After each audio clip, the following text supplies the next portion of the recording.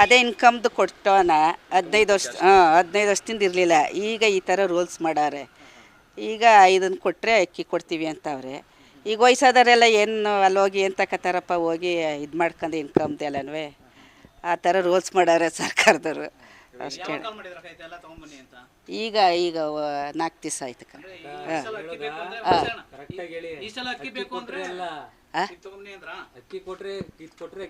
ಅಲ್ಲಲ್ಲ, ಇದು ಕೊಟ್ರಿ ಅಂತಲ್ಲ, ಇದು ಕೊಡಿ ಅಂತ ಹೇಳವ್ರೆ. ಜಾತಿ ಪ್ರಮಾಣ ಪತ್ರನ ಅದು ಎಲ್ಲ ಕೇಳ್ತಾವ್ರೆ. ನಾವು ಇನ್ಕಮ್ ಕೊಟ್ಟಿದ್ದೀವಿ. ಆಧಾರ್ ಇನ್ಕಮ್ ಸರ್ಟಿಫಿಕೇಟ್ದು, ಆಧಾರ್ ಕಾರ್ಡ್ದು ಕೊಟ್ಟಿದ್ದೀವಿ. ಸೊಸೈಟಿ ಕಾರ್ಡ್ ಜೆರಾಕ್ಸ್ ಅದು ಕೊಟ್ಟಿದ್ದೀವಿ. ಅದೇನಕ್ಕೆ ಇಲ್ಲ, ಇದೆಲ್ಲ ಕೊಡಿ ಅಂತ ಹೇಳವ್ರೆ, ಅದಕ್ಕೆ ಕೊಡ್ತಾ ಇದ್ದೀವಿ. ಇರಲಿಲ್ಲ.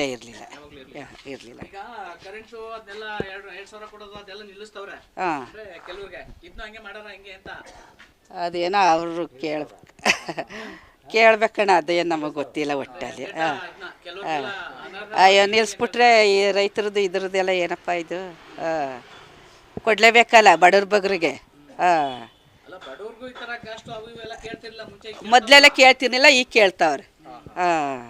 ರಾಜ್ಯ ಸರ್ಕಾರ ಹಲವಾರು ಬಗೆಯ ರೀತಿಯಲ್ಲಿ ಲೂಟಿ ಮಾಡ್ತಾ ಇದೆ. ಈಗ ಗೃಹಲಕ್ಷ್ಮಿ ಗೃಹ ಜ್ಯೋತಿಯನ್ನು ನಿಲ್ಲಿಸಿ, ಅಂದರೆ ನಿಲ್ಲಿಸೋಕ್ಕೋಸ್ಕರವಾಗಿ ಒಂದು ರೂಪ ಯಾವ ರೀತಿ ಅಂತ ಹೇಳಿದ್ರೆ, ಎಲ್ಲೋ ಒಂದು ಕಡೆ ನೀರಿನಿಂದ ಒಂದು ಭೂಮಿ ಏನಾಗುತ್ತೆ, ಭೂಮಿನ ಉಪಯೋಗಿಸ್ಕೋಬೇಕಾದಾಗ ಮುಂದ್ಗಡೆ ಭೂಮಿಲಿ ನೀರಾವರಿ ವ್ಯವಸಾಯ ಇದ್ದರೆ ಫಸ್ಟ್ ಕೆರೆ ಮುಚ್ತಾರೆ. ಕೆರೆ ಮುಚ್ಚಿದ್ರೆ ಮುಂದಿನ ಭೂಮಿ ಉಪಯೋಗ ಬರುತ್ತೆ ಅನ್ನೋ ರೀತಿಲಿ. ನಾನು ಕೇಳೋದಿಷ್ಟೇ, ನೀವು ಪರಿಷ್ಕರಣೆ ಮಾಡೋದಾಗಿದ್ದರೆ ಸಿದ್ದರಾಮಯ್ಯ ಕಾಲದಲ್ಲಿ ಯಾಕೆ ಪರಿಷ್ಕರಣೆ ಮಾಡಲಿಲ್ಲ? ಆ ಕಾಲದಿಂದ 3 ವರ್ಷದ ಮಾಡಿದ್ರಿ, ಕೊನೆ 2 ವರ್ಷ ಮಾಡ್ತಾ ಇರೋದು ಉದ್ದೇಶ ಏನು ಅಂದರೆ, ಎಷ್ಟು ಲಾಭ ಆಗುತ್ತೋ, ಎಷ್ಟು ಲೂಟಿ ಹೊಡಿಗೆ ಸಾಧ್ಯನೋ ಗೃಹಲಕ್ಷ್ಮಿಲಿ ಗೃಹ ಜ್ಯೋತಿಲಿ, ಅದಕ್ಕೆ ಈ ಸರ್ಕಾರ ನಿಂತೈತೆ. 3ನೇದಾಗಿ ಏನು ಬಡವರಿಗೆ ಅಕ್ಕಿ ಕೊಡ್ತಾ ಇರ್ತಕ್ಕಂಥದ್ದು 5 kg ಅಕ್ಕಿಯನ್ನು ಕೇಂದ್ರ ಸರ್ಕಾರ ಅಕ್ಕಿ ಕೊಡ್ತೈತೆ. ಆದರೆ ಇದ್ರೂ ಲೂಟಿ ಹೊಡಿಗೋಸ್ಕರವಾಗಿ ಜಾತಿಯ ಆಧಾರದ ಮೇಲೆ ಅಕ್ಕಿ ಕೊಡ್ತೀನಿ ಅಂತ ಹೇಳೋ ಲೆಪ್ಪದಲ್ಲಿ ಎಲ್ಲ ದಾಖಲಾತಿಗಳನ್ನ ಒದಗಿಸಿ ಅಂತ ಹೇಳ್ತಾರೆ. ಇವ್ರು ಕೂಡ 5 kg ಅಕ್ಕಿ ಉಚಿತ ಅಕ್ಕಿಗೆ ಕೇಂದ್ರ ಸರ್ಕಾರದ ಅಕ್ಕಿನ ಇವ್ರು ಕೊಡೋದಕ್ಕೋಸ್ಕರವಾಗಿ ದಿನ ಬೆಳಗ್ಗೆ ಆದರೆ ತಾಲೂಕು ಆಫೀಸ್ ಹತ್ರ, ನಗರಸಭೆ ಹತ್ರ, ಸೊಸೈಟಿಗಳ ಹತ್ರ ನಿಂತಿದ್ರೆ ಅವರು ದಿನಗೂಲಿ 500 ರೂಪಾಯಿ 800 ರೂಪಾಯಿ ಕೂಲಿ ಇರ್ತದೆ. ಇವ್ರು ಕೂಡ ಅಕ್ಕಿಗೆ 300 ರೂಪಾಯಿ ಅಕ್ಕಿ ಅಷ್ಟೇ.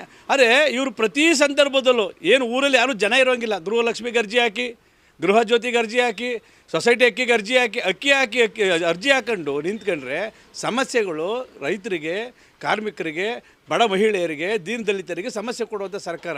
ಲೂಟಿ ಮಾಡೋದಕ್ಕೆ ಈಗ ಯಾವುದೋ ಬಿಡದಿ ಟೌನ್ಶಿಪ್ ಮಾಡ್ತಲ್ಲ ಅಂಥವು ಯಾವ್ದಾರು ಮಾಡಲಿ. ಆದರೆ ಬಡವ್ರಿಗೆ ಯಾಕೆ ಅರ್ಜಿ ಹಾಕಿ ಅಂದ್ಕೊಂಡು ನೀವು ವಕೀಲ್ ಲೂಟಿ ಮಾಡೋಕೆ ಕುಂತಿದ್ದೀರಿ ನೋಡಿ. ಇವಾಗ ಬಂದಿರತಕ್ಕಂಥ DK ಶಿವಕುಮಾರ್ ನೇತೃತ್ವದ ಸರ್ಕಾರ ಇದನ್ನು ಹೆಂಗಾರ ಮಾಡಿ ನಿಲ್ಲಿಸ್ಬಿಡ್ಬೇಕು. ಅವ್ರಿಗೆ ಸರ್ಕಾರ ನಡೆಸೋಕೆ ಆಯ್ತಲ್ಲ, ಹೆಂಗಾದರೂ ಮಾಡಿ ನಿಲ್ಲಿಸ್ಬಿಡ್ಬೇಕು. ಎಷ್ಟು ದುಡ್ಡು ಸಾಧ್ಯನೋ ಅಷ್ಟು. ನೋಡಿ, ಉದಾಹರಣೆಗೆ ಇನ್ನೊಂದು ಹೇಳಬೇಕು ಅಂದರೆ, 2 ತಿಂಗಳಿಂದ ಗೃಹಲಕ್ಷ್ಮಿಗೆ ದುಡ್ಡು ಕೊಟ್ಟಿಲ್ಲ. ಈ ನೀವು ಅರ್ಜಿ ಹಾಕಿ ಅಂತ ಹೇಳಿದ್ರೆ 3 ತಿಂಗಳು ಆಯ್ತದೆ, 3 ತಿಂಗಳು 4 ತಿಂಗಳು 5 ತಿಂಗಳು ತನಕ ಅದನ್ನು ತಳ್ಕೊಂಡು ಹೋಗ್ತಾರೆ. ಕೊನೆಗೆ 6 ತಿಂಗಳು ಗೃಹಲಕ್ಷ್ಮಿ ದುಡ್ಡನ್ನು ನುಂಗ್ತಾರೆ. ಇದೇ ಒಂದು ನೆಪ ಅರ್ಜಿ ಹಾಕಿ ಅಂತ. ಅರ್ಜಿ ಹಾಕೋಕ್ಕೆ 300 ರೂಪಾಯಿ 200 ರೂಪಾಯಿ ದುಡ್ಡು ತಗೊಳ್ತಾರೆ. ಅದರಲ್ಲೂ ಸರ್ಕಾರಕ್ಕೆ ಲಾಭ ಇದೆ. ಎಲ್ಲ ಏಜೆನ್ಸಿಗಳ ಜೊತೆ ಮಾತಾಡ್ಕೊಂಡಿದ್ದಾರೆ. ಇದು ದೊಡ್ಡ ಜಾಲ ಇದೆ. ಇದನ್ನು ಕೇಂದ್ರ ಸರ್ಕಾರ ಒಂದು ಸಮಿತಿ ರಚನೆ ಮಾಡಿ ಇದನ್ನು ಭೇದಿಸಬೇಕು. ಏನು ಕರ್ನಾಟಕದಲ್ಲಿರ್ತಕ್ಕಂಥ ಮಹಿಳೆಯರಿಗೆ, ಬಡವರಿಗೆ ಅದ್ರ ಪರವಾಗಿ ರಾಜ್ಯ ಸರ್ಕಾರ ನಿಲ್ಲಬೇಕು. ಮತ್ತು ವಿವಿಧ ಸಂಘಟನೆಗಳಿಂದ ಹೋರಾಟನ ಮುಂದಿನ ದಿನಗಳು ಹಮ್ಮಿಕೊಳ್ತೀವಿ. ಭಾರತೀಯ ಜನತಾ ಪಾರ್ಟಿನ ತೀರ್ಮಾನ ಮಾಡ್ತಿದ್ದಕ್ಕೆ ರಾಜ್ಯ ಸರ್ಕಾರ ನಮ್ಮ ರಾಜ್ಯದ ಸರ್ಕಾರದ ವಿರುದ್ಧವಾಗಿ ಹೋರಾಟ ಮಾಡುವಂಥದ್ದಕ್ಕೆ.